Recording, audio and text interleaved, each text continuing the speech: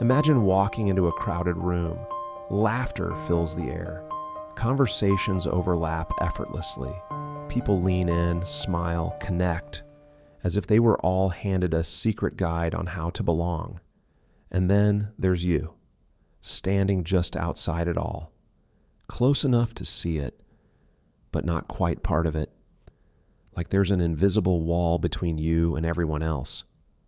If you've ever felt that quiet weight in your chest, the desire to connect mixed with the fear of not knowing how, I need you to hear this clearly. You are not broken, you are not unlikable, and you are far from alone. In fact, we're living in a strange paradox. This is the most connected generation in human history, yet more people than ever feel isolated, unseen, and disconnected. So what's going on? Why does something so natural for others feel so exhausting, even terrifying for you? The answer isn't that you're missing something, it's that there are patterns, deep, invisible psychological patterns, shaping how you experience every social moment. And once you see them, everything starts to change.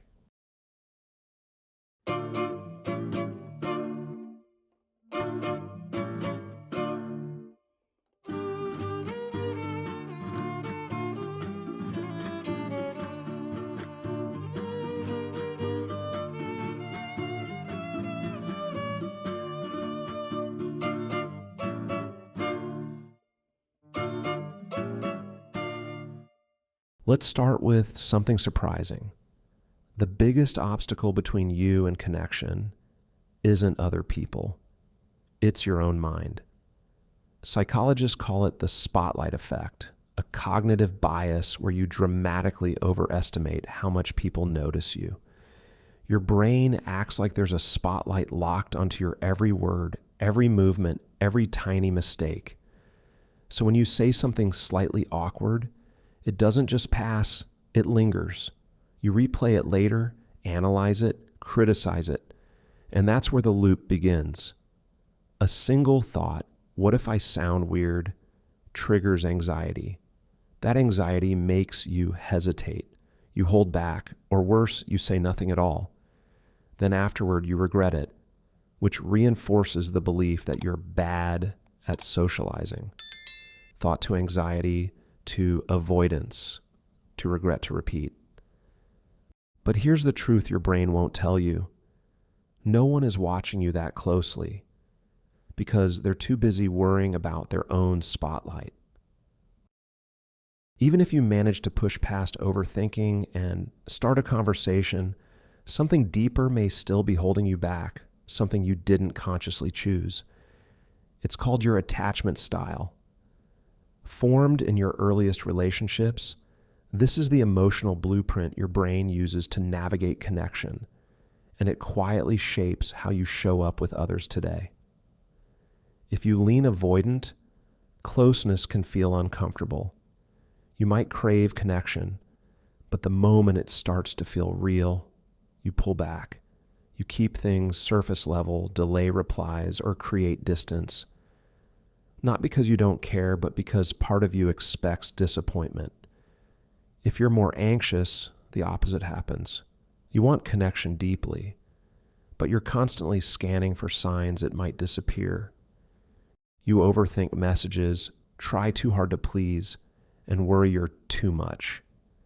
And then there's secure attachment, where connection feels safe, natural, and steady. But here's the core truth. This isn't really about people, it's about vulnerability. Real friendship requires you to be seen, without armor. And to a brain wired for self-protection, that feels risky. So instead of risking rejection, you protect yourself from connection. Let's say you do everything right. You show up, start a conversation, and make it through without freezing. What happens next is where things quietly fall apart. Because your brain doesn't just experience reality, it distorts it. Researchers call this the likability gap. After a conversation, people consistently underestimate how much others enjoyed talking to them. You walk away thinking, I was awkward, I said nothing interesting. Meanwhile, the other person is thinking, they were actually really nice. But your inner critic doesn't let you see that. It filters out the positive, zooms in on the flaws, and tells a familiar story. This is why you struggle. Over time, that story becomes identity. I'm just not good with people. I'm socially awkward. And once you believe that, you start acting like it, holding back, second-guessing, staying quiet, which only reinforces the belief. You're not seeing reality. You're seeing your fear reflected back at you. Here's something most people don't realize. It's not just you. Making friends today is objectively harder than it used to be. We've replaced real interaction with digital convenience.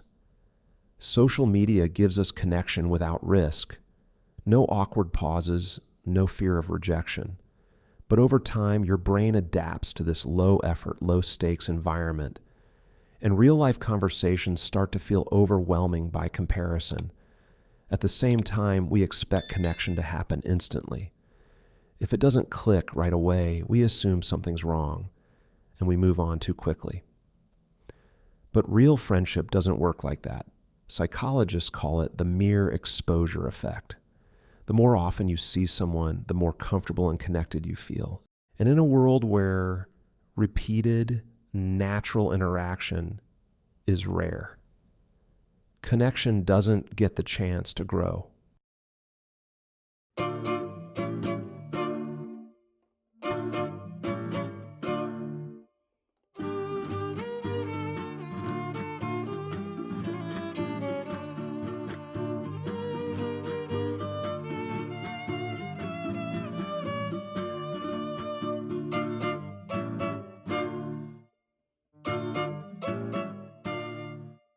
So how do you break out of this loop?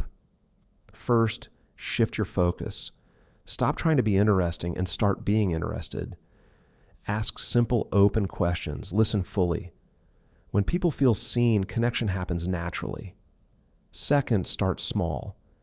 Real confidence isn't built in big moments. It's built through micro interactions. A smile, a short conversation, a genuine compliment. These small wins retrain your brain to see socializing as safe. Third, normalize rejection. Not every interaction will turn into a friendship, and that's not failure. That's just how human connection works. And finally, understand this. Real friendships are built through time, repetition, and small moments of vulnerability, not instant chemistry. So the next time you walk into that room, remember, there is no spotlight. Just people hoping someone says hello first. If this resonated with you, subscribe for more psychology insights and drop a comment below. What's one small step you'll take today to connect?